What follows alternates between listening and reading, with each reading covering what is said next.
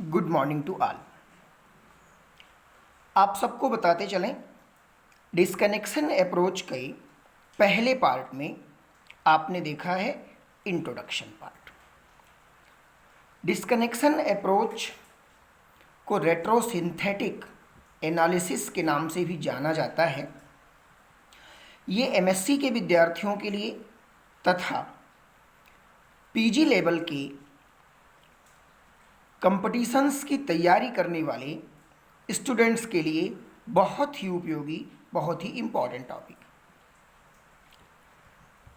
Disconnection approach आपने last video में देखा है। इसकी टर्मिनोलॉजी में सबसे पहले मैंने आपको समझाया था टीएम, जिसको कि टारगेट मॉलिक्यूल कहा जाता है। फिर मैंने आपको समझाया था एफजीआई, फंक्शनल ग्रुप इंटरकन्वर्जन। नेक्स्ट आपको बताया गया सिंथान। फिर उसके बाद बताया गया सिंथेटिक इक्विवेलेंट, सिंथेसिस बैकवर्ड इत्यादि चीज़ें जो इस पूरे टॉपिक में बार बार आने वाली हैं, उनकी चर्चा इंट्रोडक्शन के तौर पे कर दी गई थी। अब डिटेल एनालिसिस हम लोग करने जा रहे हैं, डिटेल एनालिसिस करने चल रहे हैं, जिसमें से एक टॉपिक आपको बताया जा चुका था, वो लास्ट डे था सिंथान। आज जो आपकी बारी है सिंथेटिक इक्विवेलेंट पढ़ने की, जिसका डिस्कशन आज विस्तार पूर्वक किया जाएगा। तो आइए हम लोग चलते हैं सिंथेटिक इक्विवेलेंट की तरफ। जैसा कि आपको याद होगा, ये इंट्रोडक्शन पार्ट लास्ट वीडियो में समझाया जा चुका है। एक बेहतरीन एग्जाम्पल की सहायता से हमने आपको सिंथान बताया था। पिछला वीडियो अगर देखे हो तो ये सिंथान टारगेट मॉलिक्यूल के रूप में हमने पीसीएम यानी पैरासीटामॉल का उदाहरण लेकर के सीएन का डिस्कनेक्शन करके सिंथान को जनरेट किया था। फिर दूसरा example as a target molecule 2,4-डाइक्लोरोफिनॉक्सी एसिटिक एसिड को लेकर के सी और ओ के बीच की ब्रेकिंग दिखा के यानी डिस्कनेक्शन करा के ये सिंथान हमने प्राप्त किया था। आज बारी है सिंथेटिक इक्विवेलेंट को पढ़ा जाए।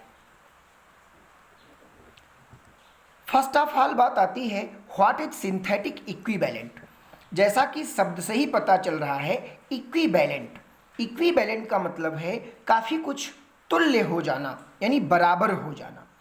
जो भी सिंथेसिस हम करने जा रहे हैं उसकी तुल्यता किसके साथ है, इसका डिस्कनेक्शन आज हम करेंगे। हमने अपने इस नोट्स में बहुत ही संक्षेप में ज़्यादातर बातों को लिखने का प्रयास किया है। तो बच्चों आओ देखें। It is the real organic compound और reagent obtained from synthons in the case of cation and anion। यानी जब मेरे सिंथान केटायन और एनायन हो, ऐसे कंडीशन में रियल ऑर्गेनिक कंपाउंड और रिएजेंट, जो भी रियल ऑर्गेनिक कंपाउंड तैयार हो या रिएजेंट तैयार हो, कहाँ से, ऑब्टेन्ड फ्रॉम सिंथान्स, यानी सिंथान्स के द्वारा रिएजेंट या ऑर्गेनिक कंपाउंड रियल जो तैयार होता है उसे हम सिंथेटिक इक्विवेलेंट कहते हैं। बात समझ में आ गई होगी। तो आइए चलते हैं कुछ सिंथेटिक इक्विवेलेंट की ओर।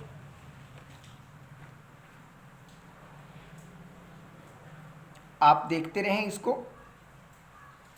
ये सिंथान पिछले एग्जाम्पल में भी ये 2,4-डाइक्लोरोफिनॉक्सी एज ए सिंथान बना हुआ था। अब इसका जो पॉसिबल रियल ऑर्गेनिक कंपाउंड हो सकता है, अरे भाई ओ पे नेगेटिव चार्ज है, तो जाहिर है कि किसी पॉजिटिव को ही एक्सेप्ट करेगा, और तो इसका ये सिंथेटिक इक्विवेलेंट बन के तैयार हो गया। सिमिलरली इसके दूसरे पार्ट में COOH, अगर आप देखें तो पिछले एग्जाम्पल में जब ये O और C के बीच का बॉन्ड टूटा हुआ था तो इसमें O पे माइनस गया, तो जाहिर है कि इसके पड़ोसी कार्बन पे प्लस चार्ज आएगा। अब ये पॉजिटिव है, इसका जो पॉसिबल या इसका जो रियल इक्विवेलेंट हो सकता है पॉजिटिव को हम नेगेटिव दे देंगे तो ये क्लोरीन यहाँ जोड़ सकते हैं, कोई कंपलसरी नहीं है। अगर आप ब्रोमीन देना चाहें तो ब्रोमीन भी दे सकते हैं, पॉसिबल रियल कंपाउंड होना चाहिए। मेरे कहने का ओवरऑल मतलब ये है कि अगर बॉन्ड टूटा जिस पे नेगेटिव चार्ज आए उस पर हम आप ढूंढें कि क्या इस कंपाउंड से रिलेटेड कोई रियल ऑर्गेनिक कंपाउंड हो सकता है। हाँ, हो सकता है। तो नेगेटिव था तो मैंने इसको पॉजिटिव दे दिया। ठीक उसी प्रकार इस कार्बन पे पॉजिटिव चार्ज था, हमने इसको एक नेगेटिव पार्ट, ये हम अपनी स्वेच्छा से अपनी इच्छा अनुसार इसको दे सकते। तो इस प्रकार हम डिस्कनेक्शन करने में कामयाब हो गए। अब आइए देखिए 10 सजेस्टेड सिंथेसिस इज एज। हाँ, ये भी बहुत जरूरी है कि जो हमने सिंथेटिक इक्विवेलेंट बनाया है क्या वो रियल है, क्या उन दोनों को जोड़ करके फिर से हम टीएम को प्राप्त कर सकते हैं, फिर से टारगेट मॉलिक्यूल को प्राप्त कर सकते हैं। तो आइए देखिए, ये सिंथेटिक इक्विवेलेंट हमारा फर्स्ट था, ये सिंथेटिक इक्विवेलेंट हमारा सेकंड था। हमने क्या किया, सिंथेटिक इक्विवेलेंट फर्स्ट और सिंथेटिक इक्विवेलेंट सेकंड को जोड़ करके टारगेट मॉलिक्यूल बना दिया। क्यों? क्योंकि ACl इस H के साथ HCl रिमूव होता है बेसिक मीडियम में और ये HCl रिमूव हो करके हमको फिनॉक्सी कंपाउंड देता है। ये वही टारगेट मॉलिक्यूल है जो हम रेट्रोसिंथेसिस करते समय हमने उसका इस्तेमाल किया था। तो इसी पैटर्न पे जो बातें आपको समझ में आई होंगी उसी पर बेस्ड हमने कुछ synthons, some synthons and their synthetic equivalent are given below. कुछ सिंथान्स जिनकी ज़्यादा उपयोगिता होगी, जिनकी ज़्यादा आवश्यकता होगी, उनको हमने नीचे लिखने का प्रयास किया है। अब डिस्कनेक्शन करते समय एक कॉलम हमने सिंथान का दे दिया, दूसरा कॉलम सिंथेटिक इक्विवेलेंट का दे दिया। सिंथान में अगर R प्लस यानी R पॉजिटिव है, भाई हम डिस्कनेक्शन करेंगे, दो भागों को तोड़ेंगे तो एक तरफ पॉजिटिव एक तरफ नेगेटिव जाएगा। अगर R पॉजिटिव हमें मिलता है तो हम एल्किल ग्रुप के लिए RBr, RI, ROTS इत्यादि लिख सकते हैं। सिमिलरली ये R इस कार्बन पे पॉजिटिव है, ये R यहाँ OH लगा हुआ है, यानी ये एल्कोहलिक कार्बोकेटायन है। तो एल्कोहलिक कार्बोकेटायन में अब आप देखें पॉजिटिव यहाँ है, अगर हम एक नेगेटिव दे दें तो भी बैलेंस हो सकता है, लेकिन यहाँ एक दूसरा रियल ऑप्शन है। आपको ध्यान रखना होगा, जो पहली कंडीशन है वो यही है कि रियल ऑर्गेनिक कंपाउंड बनना चाहिए। तो यदि हम इस प्रोटॉन को यहाँ से इलिमिनेट कर दें, प्रोटॉन चला जाए, ऐसा कह दीजिए, सीधी भाषा में कह दीजिए प्रोटॉन चला जाए, तो O पे नेगेटिव आएगा और O पे नेगेटिव आएगा और H पे, यहाँ कार्बन पे पॉजिटिव है ही है, तो नेगेटिव और पॉजिटिव दोनों आपस में बॉन्ड बना लेंगे और हमें यहाँ कीटोन मिल जाएगा। हमें बार बार यह भी ध्यान रखना है कि ऐसे ही रियल कंपाउंड हम बनाएं जिनके द्वारा रियल सिंथेसिस हमें प्राप्त हो जाए। बहुत ही सिंपल सी बात है, सभी लोग जानते हैं कि कीटोनों का अगर रिडक्शन कर दिया जाए, कीटोनों का रिडक्शन कर दिया जाए तो 2 डिग्री एल्कोहल प्राप्त हो सकता है, क्योंकि 2 डिग्री एल्कोहल का ऑक्सीडेशन करने पर कीटोन मिलता है। इसलिए कीटोन का बनाना यहाँ पे सुटेबल होगा इस एल्कोहलिक कार्बोकेटायन से। अगली चीज आइए देखते हैं, एक अगला एग्जाम्पल। ये देखिए R alkyl group C double bond O, यहाँ एक कार्बन है जिस कार्बन पे नेगेटिव चार्ज है। अब अगर नेगेटिव चार्ज यानी CH2 माइनस यहाँ पे है तो हम इसको CH3 कर सकते हैं क्योंकि कीटोन हमारा रियल कंपाउंड है। या हम इसको ना करना चाहें तो इसके साथ एक हम एस्टर ग्रुप जोड़ सकते हैं, क्योंकि एस्टर को इजीली हाइड्रोलिसिस के जरिए एल्कोहल में, एल्डिहाइड में या कीटोनों में बदला जा सकता है। सिमिलरली आइए देखिए ETO C double bond O, ये आपका CH2 माइनस। अब CH2 माइनस है तो सेम सब कुछ वही है, हम CH2 माइनस की जगह पे एक प्लस दे देंगे तो CH3 हो जाएगा। या इसके लिए हम एस्टर बिल्कुल ऊपर वाले की तरह से एक नया एस्टर का ग्रुप दे सकते हैं। एक और आइए देखिए, हमने लिखने का प्रयास किया है R C double bond O CH2, यहाँ CH2 प्लस है। सोचो जरा, यहाँ CH2 प्लस है, अब या तो हम इसको माइनस दें, तो माइनस देने पर RC double bond O, CH2 Br या CH2Cl, ये थोड़ा सा इजी कंपाउंड नहीं बन पा रहा है। उसके बदले अगर हम इसके पड़ोसी कार्बन से एक प्रोटॉन निकाल दें तो इस कार्बन पे माइनस आ जाएगा और ये माइनस और ये प्लस आपस में डबल बॉन्ड बन जाएगा। इस कंपाउंड की उपयोगिता पहले वाले की तुलना में ज़्यादा इसलिए है कि ये आपका कीटो ग्रुप है और उसके बाद अल्फा कार्बन पर डबल बॉन्डेड है। ढेर सारे रिएक्शन ऐसे ज्ञात हैं जो alpha beta unsaturated carbonyl compound के लिए लागू होते हैं। तो अल्फा बीटा अनसैचुरेटेड कार्बनिक कंपाउंड ऑर्गेनिक कंपाउंड के लिए लागू होने वाले ढेर सारे रिएक्शन ज्ञात हैं, इसलिए हमने इस कंपाउंड से इस कंपाउंड को बनाया है। तो ओवरऑल ये जो कुछ भी आप सिंथान देख रहे हैं उससे पॉसिबल रियल कंपाउंड बनाने की जो परंपरा है, बनाने के बाद जो बचता है उसे हम कहते हैं सिंथेटिक इक्विवेलेंट। सिमिलरली ये R+ है, R+ के साथ उसका एक रियल कंपाउंड RMgX भी हो सकता है, बहुत ही अच्छा कंपाउंड है। RLi भी हो सकता है, ढेर सारे रिएक्शन इसके ज्ञात हैं। इतना ही नहीं, अगर आर्गेनो मैग्नीशियम हो गया, आर्गेनो लिथियम हो गया, तो ये कॉपर के कंपाउंड भी हो सकते हैं।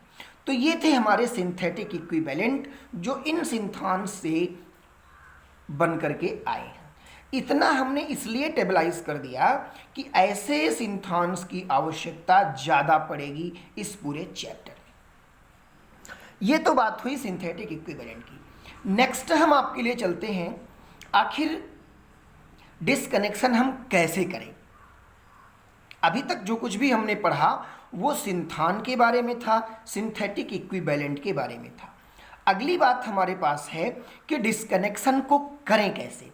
तो उसके लिए एक स्टेप हम आपको और आगे ले चलते हैं। आइए देखिए, सबसे पहले इसमें हेडिंग आती है कंडीशंस फॉर डिस्कनेक्शन। डिस्कनेक्शन की कंडीशन क्या है, प्रमुख शर्तें क्या हैं। उस प्रमुख शर्तों में पहली जो कंडीशन है वो बहुत ही इंपॉर्टेंट है। आइए देखिए, बड़ी बातों को यानी ज़्यादा मात्रा में जो कही हुई बातें हैं उनको हमने संक्षेप में अपने नोट्स में स्थान दिया है, कम शब्दों में ज़्यादा कहने का प्रयास किया है, इसलिए बिल्कुल केयरफुल होकर के आप इसको पढ़ते रहेंगे। It always must reverse to real and possible reaction. यानी डिस्कनेक्शन हम ऐसा करें, अरे भाई कोई बड़ा कंपाउंड आपके पास है, अपने मन से इसको चाहे जहां से आप नहीं तोड़ सकते। Disconnection must be reverse to real and possible reaction. Disconnection मुझे ऐसा करना है कि तोड़ने के बाद जो दो पार्ट या दो से ज़्यादा पार्ट बने, क्या हम उन दोनों को जोड़ करके उचित परिस्थितियों में नया कंपाउंड प्राप्त कर सकते हैं, अर्थात टीएम को प्राप्त कर सकते हैं। तो आइए एक रिएक्शन से शुरुआत करते हैं। ये वही एग्जाम्पल है जो आपने लास्ट हेडिंग में देखा था, 2,4-डाइक्लोरोफिनॉक्सी एसिटिक एसिड। आइए देखें भाई, हम डिस्कनेक्शन करना चाहते हैं। मान लीजिए हम O और C के बीच का ये बॉन्ड ब्रेकिंग हमने दिखाया अपने नोट्स में, O और C के बीच की बॉन्ड ब्रेकिंग, ठीक है। हम तोड़ देंगे, सब कुछ एज इट इज है। O पे माइनस आएगा, C पे प्लस आएगा। आप सभी लोग जानते ही हैं कि कार्बन और ऑक्सीजन में ऑक्सीजन की इलेक्ट्रोनेगेटिविटी ज़्यादा है, तो O पर नेगेटिव चार्ज आएगा, C पर पॉजिटिव चार्ज आएगा। ये दोनों सिंथान बन गए। अब अगर हम इन दोनों को जोड़ के, यानी ये सिंथान है, इस सिंथान से सिंथेटिक इक्विवेलेंट बना लें और उन सिंथेटिक इक्विवेलेंट को जोड़ करके पुनः हम टारगेट मॉलिक्यूल प्राप्त कर लें, तो हमारा यह डिस्कनेक्शन सही माना जाएगा, अन्यथा गलत माना जाएगा। तो आइए एक नज़र हम आपको ले चलते हैं। आपने ऊपर देखा है अभी अभी, आपके सामने ये सिंथान आया था। इस सिंथान से सिंथेटिक इक्विवेलेंट हमने OH बनाया। यहाँ पॉजिटिव आया, इसको हमने Cl किया। बेसिक मीडियम में यानी NaOH की उपस्थिति में इन दोनों को हम कंडेंस कराए और हमारा टारगेट मॉलिक्यूल मिल गया। इससे ये निष्कर्ष निकलता है, इससे ये रिजल्ट आया कि O के बाद के बांड को तोड़ना, अर्थात अब आप आए नीचे देखें,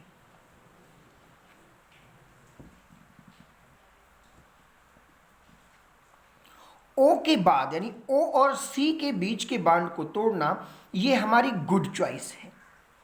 because real reverse reaction is possible. ये गुड चॉइस इसलिए है कि ये रियल रिवर्स रिएक्शन पॉसिबल है और आराम से जिस तरह से हमने इसका हेटेरोसिंथेसिस किया उसी तरह से सिंथान के द्वारा सिंथेटिक इक्विवेलेंट बना करके इन दोनों की सहायता से हम इसकी सिंथेसिस भी कर सकते हैं।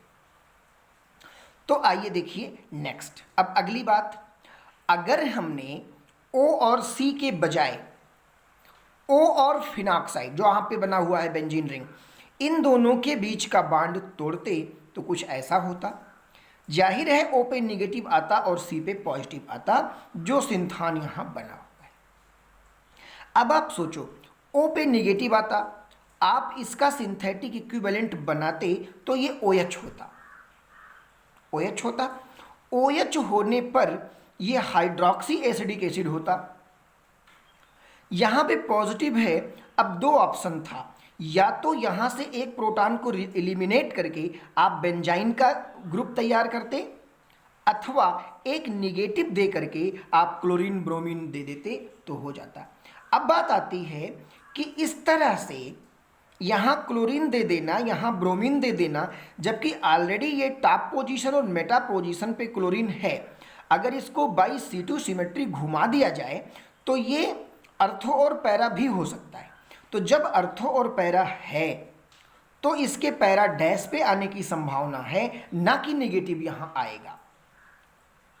आपने अन्य ढेर सारे कंपाउंड को देखा होगा, आपने नाइट्रो के केस में देखा होगा 2, 4, 6 नाइट्रो, 1, 3, 5 नाइट्रो, इस तरह से कंडीशन आते हैं। तो नेगेटिव चार्ज आने की, नेगेटिव को जुड़ने की टेंडेंसी यहाँ ज़्यादा है ना कि यहाँ ज़्यादा है। अर्थात ये जो दोनों सिंथान बनते हैं उससे जो सिंथेटिक इक्विवेलेंट तैयार होगा वो वह रियल ऑर्गेनिक कंपाउंड नहीं होगा जिसके द्वारा इन दोनों को जोड़ करके ये टारगेट मॉलिक्यूल बनाया जा सके। अर्थात ये हमारी बैड चॉइस है। तो यहाँ दोनों मैंने आपको क्लियर किया कि गुड चॉइस और बैड चॉइस क्यों, must reverse to real possible reaction. मुझे इस बात को ध्यान हमेशा देना है कि रियल हो और पॉसिबल रिएक्शन हो, ताकि वो आराम से जुड़ करके टारगेट मॉलिक्यूल को बना सके। तो ये तो थी आपकी पहली कंडीशन। आप डिस्कनेक्शन कैसे करेंगे? डिस्कनेक्शन उस तरह से करेंगे कि जो सिंथान तैयार होंगे, सिंथान से सिंथेटिक इक्विवेलेंट तैयार होंगे, उन दोनों को जोड़ करके हम टारगेट मॉलिक्यूल बना सकें। आइए अगली कंडीशन पे चलते हैं।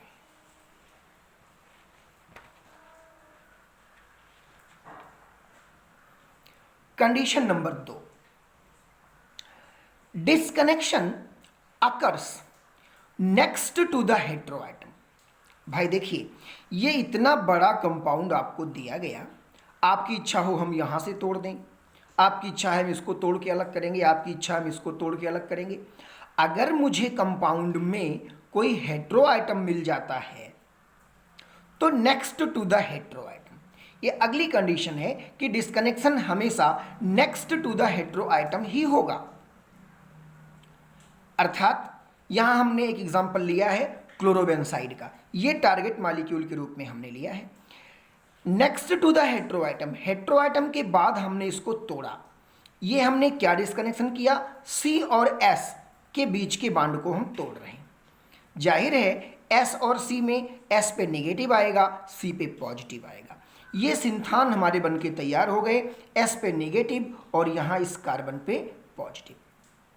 आपको पता है ये S पे नेगेटिव, ये मेरा सिंथान है। इस सिंथान से जाहिर सी बात है, बार बार मैं रिपीट कर रहा हूँ, पिछले वीडियोस में या अभी आज भी मैंने कई बार बताया कि ये सिंथान है, S नेगेटिव है, अगर इसको पॉजिटिव दे देंगे तो ये सिंथेटिक इक्विवेलेंट हो जाएगा। सिमिलरली इस कार्बन पे पॉजिटिव है, अगर हम चाहें तो इसको नेगेटिव दे दें, यानी यहाँ क्लोरीन कर दें, यहाँ ब्रोमीन कर दें, तो ये हमारा सिंथेटिक इक्विवेलेंट हो जाएगा। आ जाइए इसको कर ही लेते हैं। तो अब बात आती है कि अगर हमने इसको यहाँ से ब्रोमीन कर दिया, मान लीजिए सिंथेटिक इक्विवेलेंट तैयार कर दिया, चेक करेंगे कि क्या ये दोनों मेरे सिंथान रियल पॉसिबल देते हैं। अगर रियल पॉसिबल ऑर्गेनिक कंपाउंड देते हैं, सिंथेसिस कराते हैं, तो हमारा ये डिस्कनेक्शन सही होगा। अन्यथा next to the heteroatom का मतलब है कि सल्फर के पहले भी तो हम कर सकते थे। एक बार फिर मैं कहूंगा, अगर इन दोनों ने मिलकर के टारगेट मॉलिक्यूल बना दिया तो ये बॉन्ड ब्रेकिंग की चॉइस गुड होगी। अगर ये दोनों मिल करके नहीं बना पाते हैं तो ये बॉन्ड ब्रेकिंग बैड हो जाएगी। तो आइए सिंथेसिस देखते हैं कैसे होती है। ये बेंजीन रिंग, यहाँ पे Cl, ये पॉजिटिव था, क्लोरीन दे दिया हमने या ब्रोमीन दे दिया, कोई दिक्कत नहीं है। ये जो दूसरा वाला है ये SH था, इसके यहाँ क्लोरीन लगी हुई है।